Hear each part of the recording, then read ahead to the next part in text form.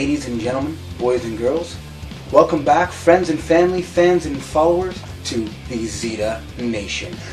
Thank you for joining us here for episode 19 of The Revolution. I am your host, always and forever, Emperor Zita!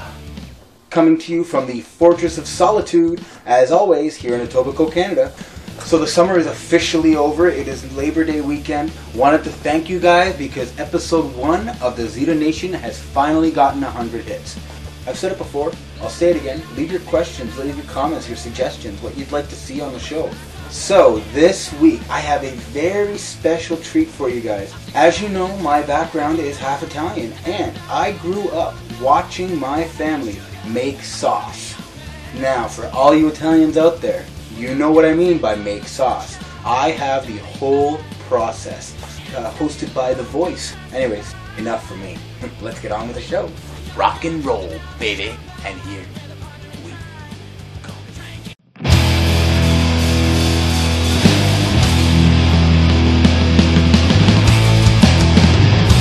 Very, very tired. Oh, what it is? Minor headache. Getting headaches, and my back is getting more sore. On the upside, feeling more movement.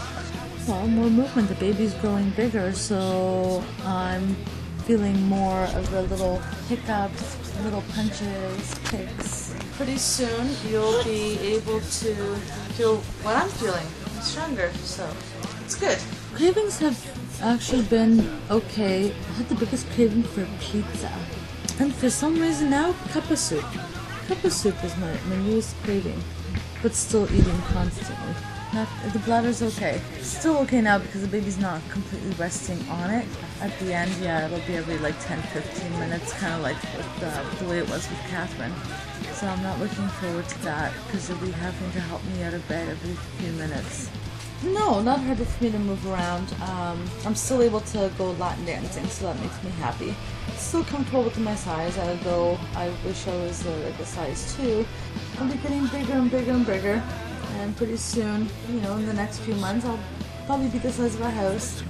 I'm already showing a lot more than I was with Catherine. I'm glad it's a boy. One of each is great. You know, a lot of people say it's the $1 million family. A lot of people don't have. It's good to have one of each. They could either get 2 girls or 2 boys or 6 girls or whatnot. You know, I'm happy. They come and rock your world. Let me go. They make me shimmer and shake. Standing in the midnight rain. I got my head on top of the shade. Let me go. Come on, take me home tonight. After Monday's Raw, I think the heel turn of Punk has become complete. Not only did he pound Jerry Lawler in that cage and dominate most of that match, but after the match, he absolutely annihilated him. Just kept pounding on him over and over and over. And then Super Cena came out for the save. I think Cena programmed with Punk is going to be fantastic. But I'm still saying they need to turn Cena heel. They want something different? Double turn at Night of Champions. Cena was a great heel back in the day, and he could be an even bigger heel now. TNA, once again, fantastic wrestling this week. And I like the way they did the Aces and Eights this week. And once again, they seem to injure Austin Aries. It looks like they're going to somehow pull the title off of him without him actually having to lose a match. The Jeff Hardy-Kurt Angle match from Impact? Wow. I just can't wait to see Samoa Joe, Jeff Hardy next week. Yes! Yes! Yes! Yes! Yes! So Daniel Bryan is in anger management classes. And now he's losing matches because he can't control his anger. Okay, I like them giving Daniel Bryan screen time. I like them giving Daniel Bryan a storyline. Now they need to give him a decent feud. Like I said, have him go up against The Miz. Have I mentioned Dolph Ziggler lately? Dolph Ziggler cannot have a bad match with anyone. He retired Y2J, and now it looks like they're going to program him into a feud with Randy Orton. Maybe he can actually make Randy Orton interesting to watch again. So unfortunately this week, Zack Ryder was not on SmackDown. And he wasn't on Superstars. But he was on Raw. 2 weeks in a row of Zack Ryder on Raw, and this week he won his match and didn't get chokeslammed by Kane. I think they should team up the Broski and the Big Red Monster, call them the Broskis of Destruction, have them light up the tag team division, and give them the tag team titles. It would at least be something different.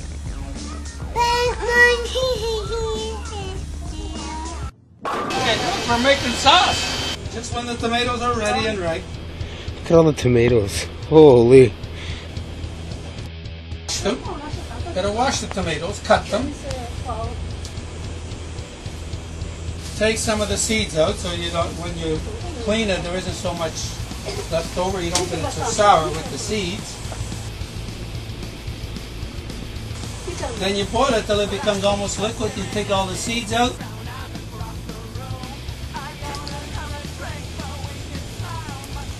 This is with the sliced meat when it starts. And you first start boiling it. That's how they are. And then they go to the watery stage. You can't turn them. You just gotta flip them. But you gotta be careful you don't flip the pot. Once the shells are out, you gotta show them the shells. You put it back in.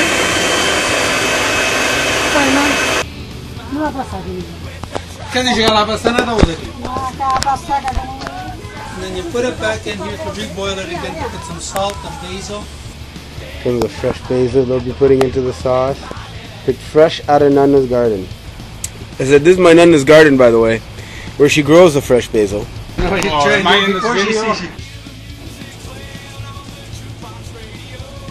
Now Papa's stirring the sauce to bring out all of its tomatoey goodness. Look how thick it is now, Mike. Once you reboil it again, you put it in the jars, which we haven't done right now yet, but we were going to once this boils again for a little while. And these are the jars, see? Take them from here with the pot, the little pot there, see? And we fill the jars.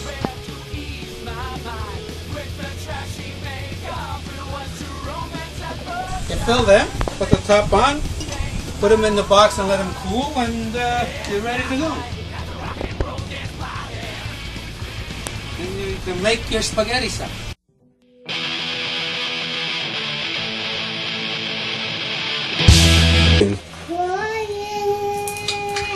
Cuckoo, cuckoo. What's this show? The Angry Bears, an apple, and a peach. It's very hot inside. The plums, a shell. That's from the peach. Toaster, bunny. Yay! So cute. That was the bunny. The pencil. I'm gonna draw 1, 2, 3, hot, hot. No, no, no. I want to go get up. Hey, this one is so hot. It's the big strawberry. A bear. Mandala, mommy. No. Banana. I saw from the people. Let me get out the shopping cart. Let me behave. But I want to behave. Oh, it's fun.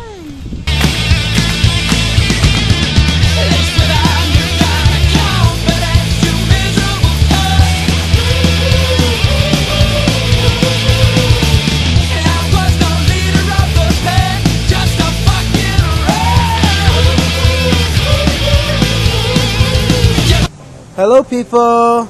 It is comic book day. It's my birthday. I am here with my partner in crime here, Princess Katherine. We are headed down Excalibur Comics. We are going to see Rob and Fred and see what they have to say today. That way. Which way are we going? That way. And see you soon, people! See you soon, people. Bus is here.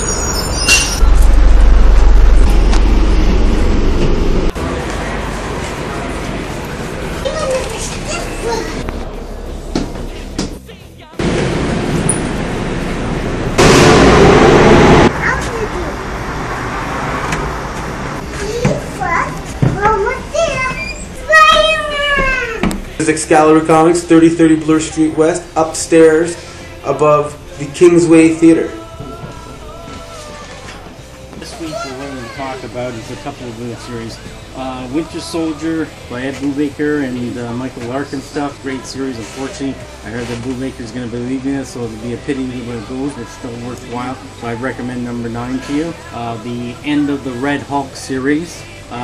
Rick Parker and Dale Englehart is basically drawing this and stuff, and again, this was a nice series. I like it, so kind of a little sad to see the Red Hulk leave, but that's going. So I would recommend, of course, the last issue for good old Jim Lee. I wish we could stick around a little bit longer, but on the JLA, and again, always nice artwork, even though it's a bit rushed in this case. It's so nice artwork to look at and enjoy. Other thing that I kind of like as well is it's a quiet case. But anyway, Steve Gerber, one of the last stories he did, and Kevin Nolan. Now, Kevin Nolan is a really good artist and stuff, and he basically painted this 3-issue Man-Thing series. It's kind of interesting in that sense. The other interesting thing about it is that they actually reprint the original first Man-Thing black and white story from Savage Tales. And before I forget, I would also strongly recommend Green Lantern. This is going to be big. The Green Lantern's going to be a big series as well. Okay, Captain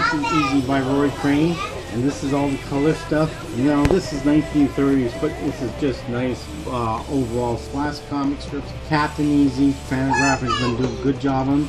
Enemy Ace. This is a lot of great artwork by Joe Kubert in this one particularly. If you like Joe Kubert, this is also a book I recommend. Surfing the net again, came up with this one. Huffington Post, Healthy Living Canada. They say they have a new AIDS-like disease. It only works in Asians this time.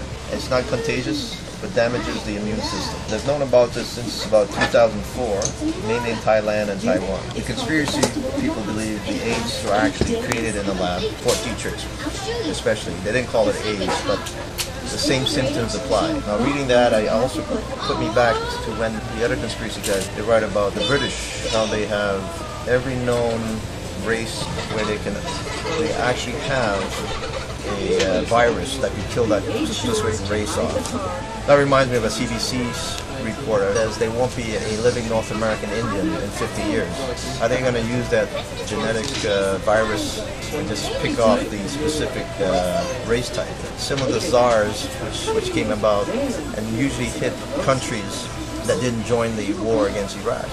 Canada didn't join, they had a huge amount of SARS, another sort of genetically modified weapon.